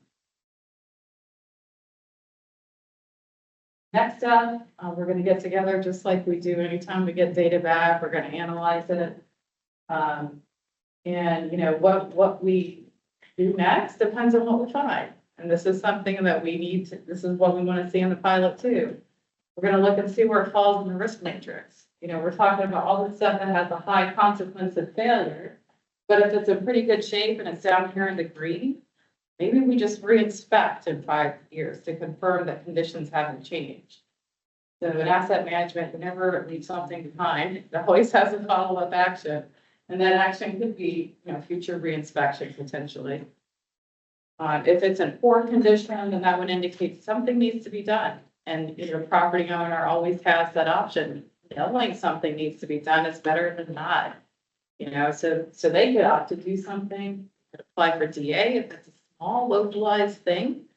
But if the problem is more systemic, then that might be a big system, you know, repair project. We're just got to see what comes back to figure out what that next action is. Okay, last step, we're gonna share the information back with the property owners, discuss the report, next steps. If there is a future action, you know, we'll have to explain what that might look like and what other engagements needed. Question, so you have a big tracking software, right, that tracks all the public stuff, so this just goes into the, hey, we met with this person this day, we did these results, so it all gets built into your system, that, Yeah, even though it's private property. we use CityWorks for tracking work orders and conversations with property owners. So behind all of this stuff are the CityWorks work orders that would be like service requests to come out, the actual work order where work is done, it's reported, conversations with the property owner is documented. But if there was no, it's not a real, just an inspection work order, is that a work order in the system? Just so to say they engaged with you, and they said, yeah, we'd like an inspection, and then, okay, we followed up with them, we gave them this information, is that tracked in the software, is there another interface? Yeah, and there's service request and there's work order. The service request is what initiates work. And then as a result, like the inspection itself would be a work order. Okay, And all of the resulting information then is attached to that work order. okay. Right? And then it closes the loop. Yes, it's all attached and connected to a specific asset. And that, Gotcha.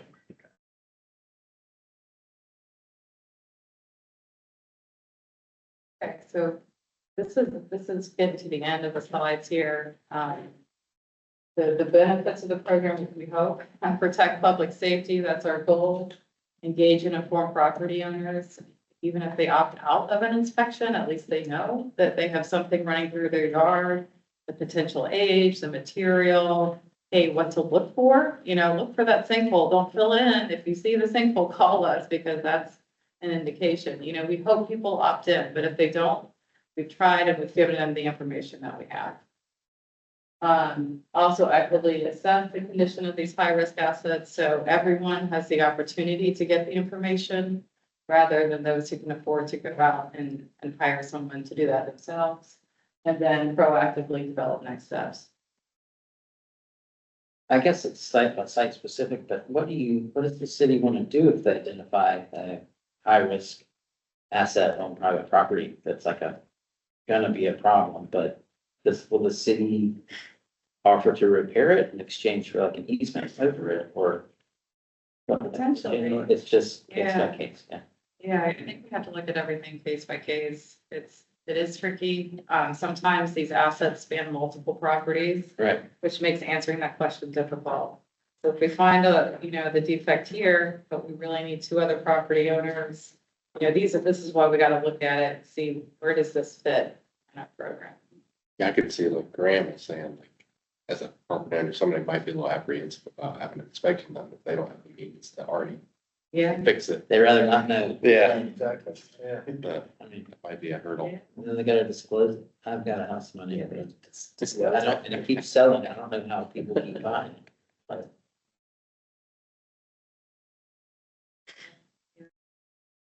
Before, because it is public information about.